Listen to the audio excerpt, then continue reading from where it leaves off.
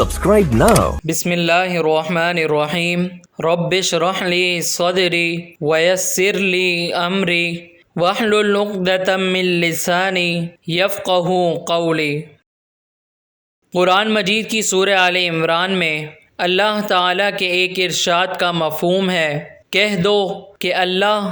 اور اس کے رسول صلی اللہ علیہ وسلم کا حکم مانو، اگر نہ مانے تو اللہ بھی کافروں کو دوست نہیں رکھتا۔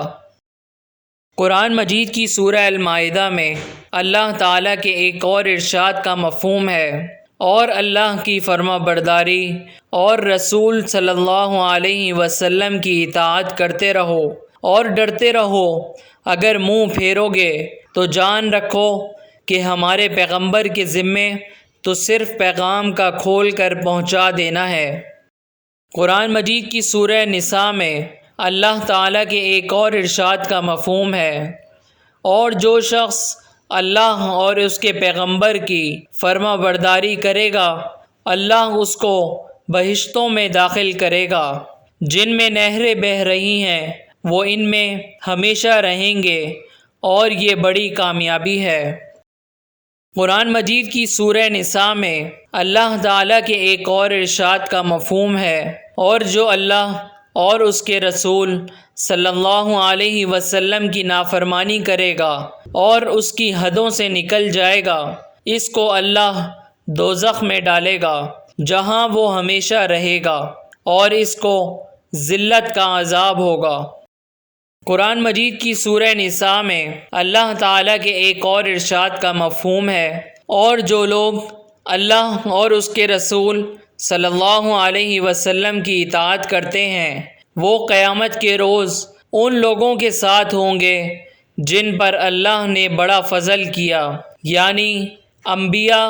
اور صدیق اور شہید اور نیک لوگ، اور ان لوگوں کی رفاقت بہت ہی خوب ہے۔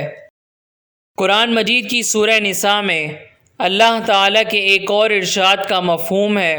مومنو، اللہ اور اس کے رسول صلی اللہ علیہ وسلم کی فرما برداری کرو، اور جو تم میں سے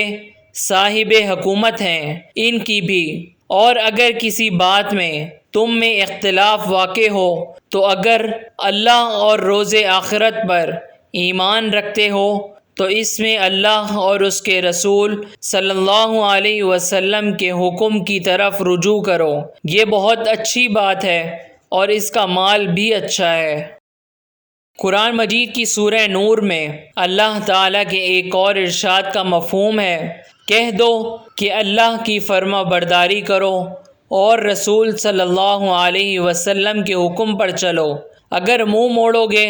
تو رسول صلی اللہ علیہ وسلم پر اس چیز کا ادا کرنا ہے جو ان کے ذمے ہے، اور تم پر اس چیز کا ادا کرنا ہے جو تمہارے ذمے ہے، اور اگر تم ان کے فرمان پر چلو گے تو سیدھا راستہ پالو گے، اور رسول صلی اللہ علیہ وسلم کے ذمے تو صاف صاف احکام اللہ کا پہنچا دینا ہے۔ نیکی کی باتیں دوسروں تک پہنچا کر اپنا دینی فریضہ ادا کریں،